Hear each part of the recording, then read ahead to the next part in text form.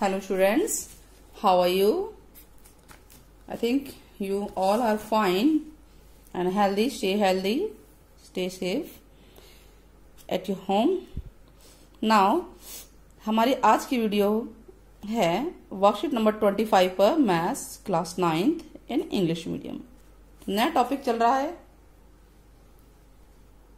नया टॉपिक है हमारा median and altitude of a triangle. एक ट्रायंगल में मीडियन और एल्टीट्यूड के बारे में हम लोग बात करेंगे। स्टार्ट करें। नया टॉपिक है, नया चैप्टर है। तो ट्रायंगल में ही है सब कुछ टाइप्स। तो ट्रायंगल का मीडियन किसे कहते हैं? एक ट्रायंगल लेते हैं हम लोग, टेक अ ट्रायंगल, ठीक है, एंड एक साइड का मिड पॉइंट लेते हैं। Take mid point of one side से पॉइंट डी, ठीक है। We take triangle ABC and we mark point midpoint D on the side BC। Clear है? नाउ इस पॉइंट को A से ज्वाइन कर देंगे, यानी we join the vertex A to the midpoint D। Join करेंगे तो ये हमारे पास क्या आएगा? इसको हम बोलते हैं मीडियन। क्या बोलते हैं बच्चों? मीडियन। तो मीडियन की डेफिनेशन क्या बनेगी? इन अ ट्रायंगल a vertex, ठीक है, joining मतलब a line segment joining the vertex and the midpoint of a side is called median।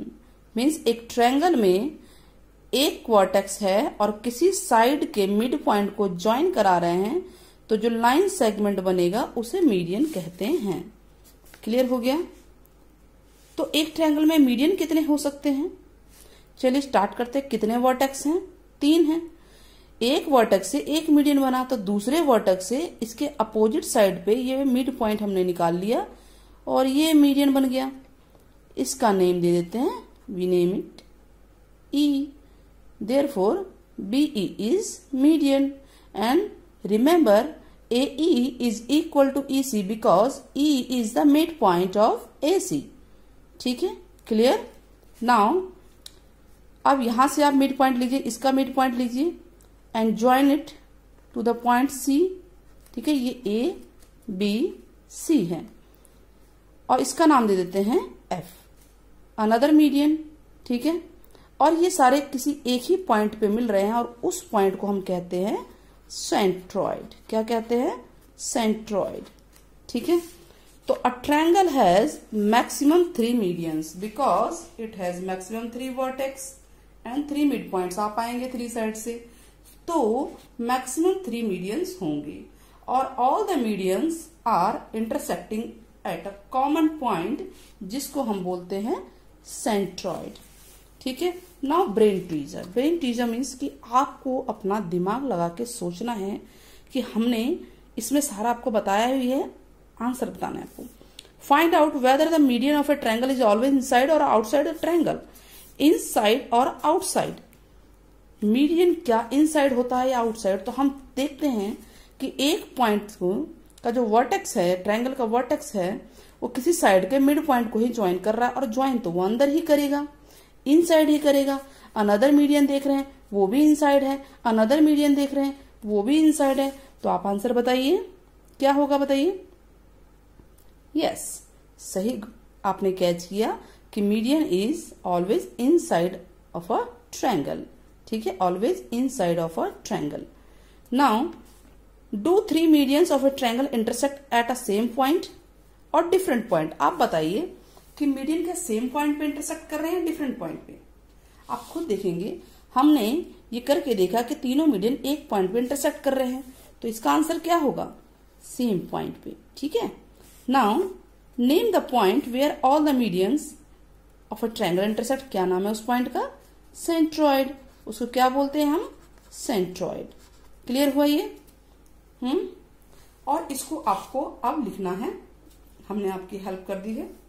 आगे बढ़ते हैं, नेक्स्ट टॉपिक इसी से रिलेटेड क्वेश्चन है। एक और ट्रायंगल बनाया गया है PQR और इसके मीडियन है PB, AR और QC। अब आपको नेम मीडियन के नेम लिखने हैं सिर्फ, तो लिखिए PB। नेक्स्ट क्या है QC और तीसरा है AR। ठीक है बच्चों। नाउ सेंट्रॉइड के बारे में हमें पता चल गया, मीडियन के बारे में पता चला कि मीडियन क्या होता है और सेंट्रॉइड क्या होता है। एक ट्रायंगल में 1 सेंट्रॉइड होता है और कितने मैक्सिमम मीडियन हो सकते हैं, 3 मीडियन हो सकते हैं। क्लियर है। और मीडियन जिस साइड के पास होता है उसको बाइसेक्ट करता है, यानी हम ये बोले अगर मीडियन वर्ड आ गया तो ये साइड बाइसेक्ट हो रही है, यानी कि ये वाला हिस्सा इस वाले हिस्से के इक्वल है, BD इक्वल टू DC। ठीक है, क्लियर है। नाउ नेक्स्ट है एल्टीट्यूड के बारे में बात करते हैं। एक ट्रायंगल और ट्राई करते हैं और इसके ऊपर हम 90 डिग्री का एंगल बनाते हैं, इसको बोलते हैं एल्टीट्यूड। तो एल्टीट्यूड की डेफिनेशन क्या बनेगी, हमने क्या किया, एक ट्रायंगल लिया, एक एल्टीट्यूड बनाया EF, ठीक है, EF के ऊपर DG एल्टीट्यूड बनाया है वर्टेक्स D से, ठीक है, और इसको बोलेंगे altitude of triangle DEF।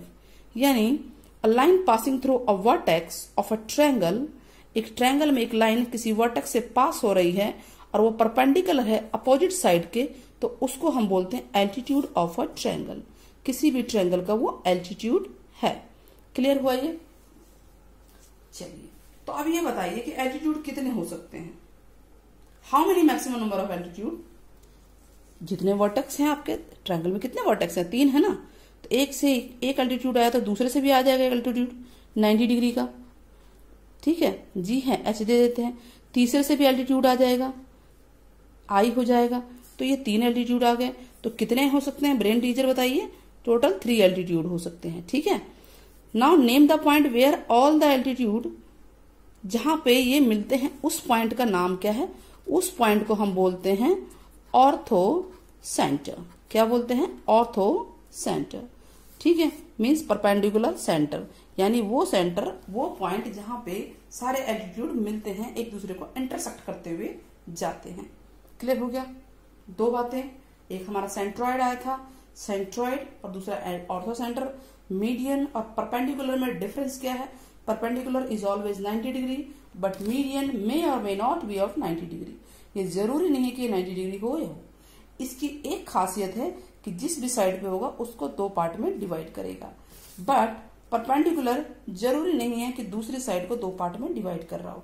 Means कि अगर ये परपेंडिकुलर पड़ा है तो ये इसका मतलब बिल्कुल भी नहीं है कि EG इक्वल टू GF हो। ठीक है, क्योंकि ट्रायंगल किसी भी टाइप का हो सकता है, ये परपेंडिकुलर जरूरी है।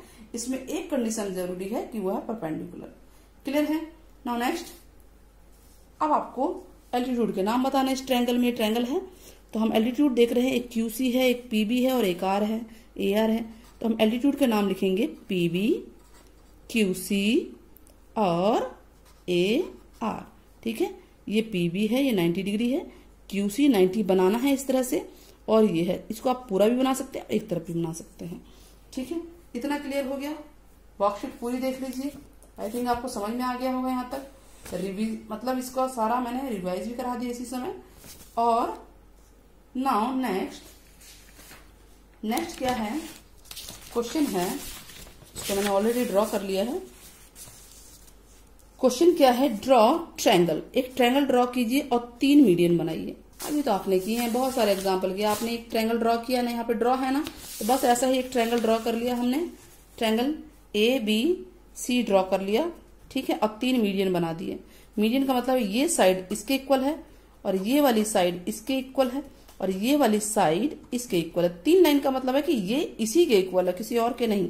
2 लाइन मतलब कि ये वाला हिस्सा इसी के इक्वल है, और इसको हिंदी में केंद्रक बोलते हैं, तो इंग्लिश में इसको सेंट्रॉइड बोलते हैं। ठीक है, it is called centroid and we name it G। Okay, clear है। ठीक, दिस साइड। अब इसमें 2-3 बातें हमारी आ गई। ये तो हमने ड्रॉ कर लिया। अगर हमें पूछा जाए कि मीडियन का मतलब क्या है, CD मीडियन मीन्स का मतलब है कि AD equal to DB, AD equal to DB। ठीक है, BF मीडियन है, इसका मतलब क्या है कि AF equal to FC, and AE median means CE equal to EB। ठीक है, ये मीडियन का मीनिंग है।